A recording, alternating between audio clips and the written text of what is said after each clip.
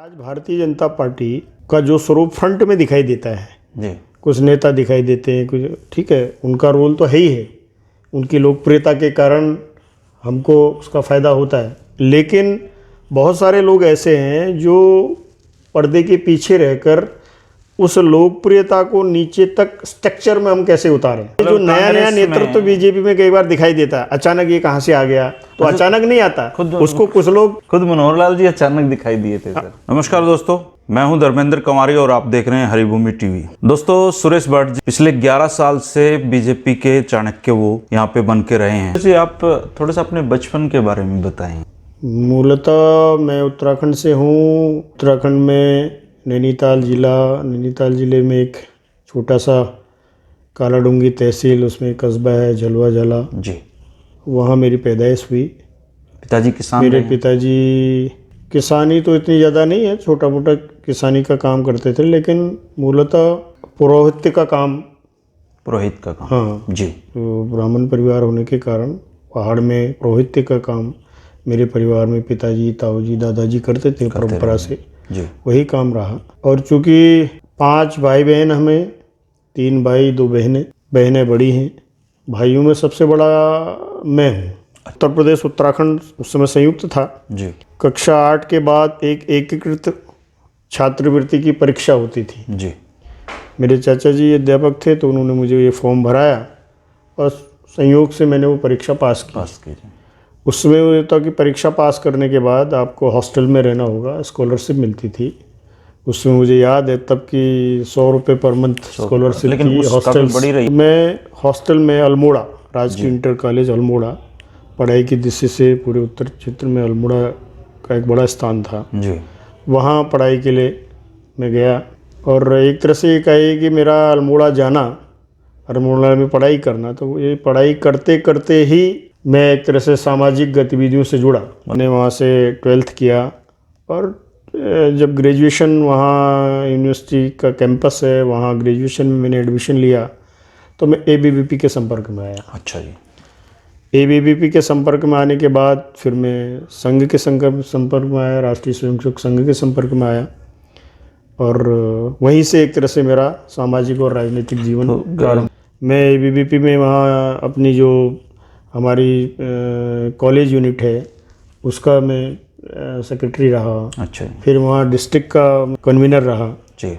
फिर मैं student union का, मुझे प्रेसिडेंट का वहाँ चुनाव लड़ाया जी। मैंने स्टूडेंट यूनियन का मैं वहाँ प्रेसिडेंट रहा। और उसके बाद मैं 92 में प्रेसिडेंट रहा जी। तो 93 से मैं फुल टाइम पूर्णकालिक प्रचारक निकल गया। तो जो पहली नियुक्ति थी आपकी यहीं पे हरियाणा मिली? मैं सबसे पहले विद्यार्थी परिषद में विस्तारक के नाते 3 महीने के लिए मैं काशीपुर रहा जी। और उसके बाद मैं मुरादाबाद रहा 2 साल जी। मुरादाबाद के बाद फिर मैं बरेली रहा। अच्छा। फिर आगरा रहा, आगरा से फिर मैं बनारस रहा। काफ़ी काम है आपका। बनारस के बाद फिर मैं लखनऊ रहा। लखनऊ के बाद फिर मैं 2011 में, तब तक मैं लखनऊ तक विद्यार्थी परिषद का ही काम मेरे पास था। अच्छा। विद्यार्थी परिषद में कॉलेज यूनिट सेक्रेटरी से लेकर ऑल इंडिया जनरल सेक्रेटरी तक मैंने काम किया आपने। और 2011 जनवरी में मुझे फिर पॉलिटिकल क्षेत्र में भारतीय जनता पार्टी में यहाँ महामंत्री संगठन बना करके भेजा। तो जब 2011 में जब आप यहाँ आए तो यहाँ तो कांग्रेस थी उस समय तो जी। और आपकी जो बीजेपी थी वो भी कोई बहुत अच्छी स्थिति में नहीं थी। किस तरह का, मतलब आपने क्या होमवर्क करके आप रोहतक में पहुँचे थे और क्या मतलब रणनीति? मुझे तो एकदम से बीजेपी में जाना है ये तय हुआ लगभग 1 सप्ताह पहले। अच्छा। उसके तुरंत बाद बीजेपी की राष्ट्रीय कार्यकारिणी थी गुवाहाटी में, और गुवाहाटी की राष्ट्रीय कार्य समिति में मुझे एकदम राष्ट्रीय संगठन मंत्री ने बुला करके कहा कि अब आपको हरियाणा जाना है। हरियाणा के संगठन मंत्री? हरियाणा के जाना है। हरियाणा के लोगों से मेरा परिचय कराया।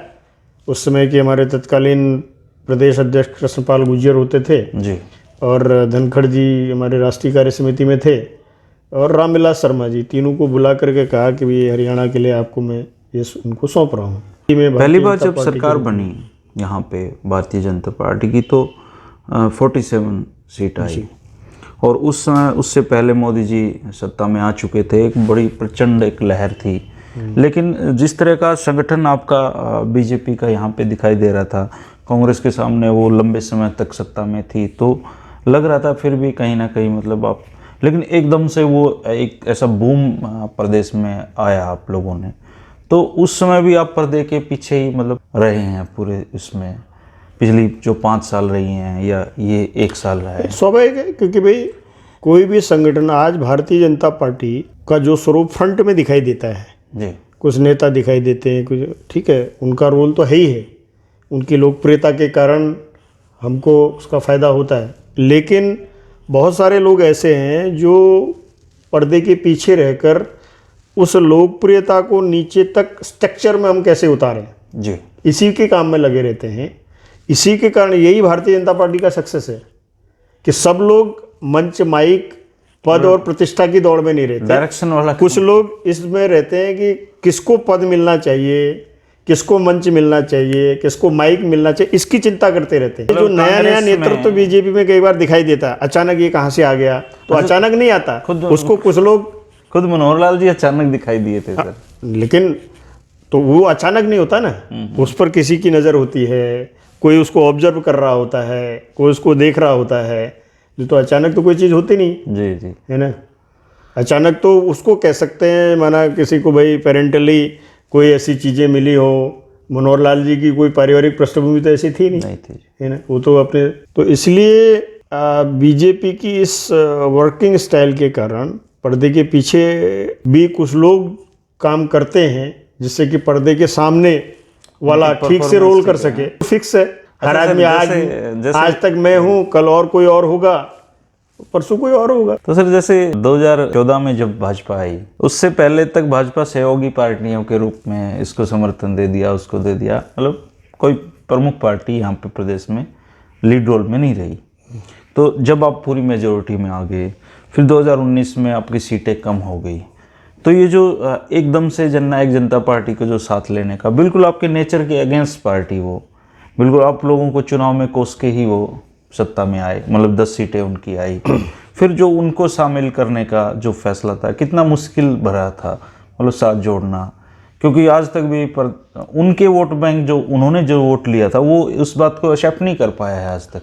स्वाभाविक है, क्योंकि हमारा ये जो गठबंधन था, ये चुनाव से पहले तो था नहीं जी, प्री पोल तो था नहीं जी, पोल के बाद हुआ है, पोल के बाद की उत्पन्न परिस्थिति पर हुआ है, तो स्वाभाविक है, क्योंकि भाई उन्होंने हमारे अगेंस्ट बोल के ही वोट लिया था, और तो इसलिए वो बात होना स्वाभाविक है। लेकिन चूंकि राजनीति में जो जिस प्रकार का मैंडेट था, उस मैंडेट के आधार पर सरकार बनानी है, सरकार चलानी है, तो कोई और विकल्प नहीं था। कांग्रेस के पास तो जा नहीं सकते थे, कांग्रेस आ नहीं सकती थी, और यही एक तरह से इन्हीं के पास ही नंबर ऑफ सीट्स थी। और चूंकि एक तरह से जेजेपी इनेलो का ही पार्ट है, इनेलो के साथ कई बार भारतीय जनता पार्टी सरकार बनाए के साथ में रही है, तब हम छोटे पार्टनर होते थे, वो बड़े होते थे, तो इसलिए स्वाभाविक है कि वो एक स्तर पर तो वो लगाव था ही जी, तो इसके कारण बनाने में कोई दिक्कत नहीं हुई। और गठबंधन के कारण कुछ गठबंधन की मर्यादाएं रहती हैं, वो स्वाभाविक है, वो रहती हैं। सर जैसे एक बार तो आपने 5 साल पूरा अपनी मेजोरिटी पे राज किया, फिर आपके क्या ऐसा कोई आभास था आपको, इस तरह के कोई फीडबैक, क्योंकि संगठन मंत्री के नाते काम बहुत ही डीपली आपका रहता है आपका, क्या ऐसे आउटपुट आपको मिल रहे थे कि सीटें कम रह सकती हैं तो विकल्प देखे जाएं? एक्चुअल में क्या है कि बीजेपी यानी 2014 में हम सीट ज़्यादा लाए, लेकिन उसके बावजूद भी हमारा जो एक हर जगह पर जो हमारा फैलाव था, या हर सीट पर हमको जो नंबर ऑफ वोट्स थे, या टोटल हमारा जो वोट शेयरिंग था, वो कम था। कई बार ये कहा जाए कि भाई हम चुनाव की सत्ता में, यानी उसकी केमिस्ट्री और मैथमेटिक्स, यानी जो सत्ता की मैथमेटिक्स और पॉलिटिक्स दोनों में हम 14 में पास हुए जी, लेकिन 19 में हम मैथमेटिक्स में फेल हो गए, यानी उनका जो हमारा गणित हमारा कमज़ोर हो गया, लेकिन हमारी केमिस्ट्री कमज़ोर नहीं हुई, क्योंकि हम हारने के बावजूद भी हमको जो वोट मिला वो पिछले यानी 2014 से ज़्यादा मिला जी।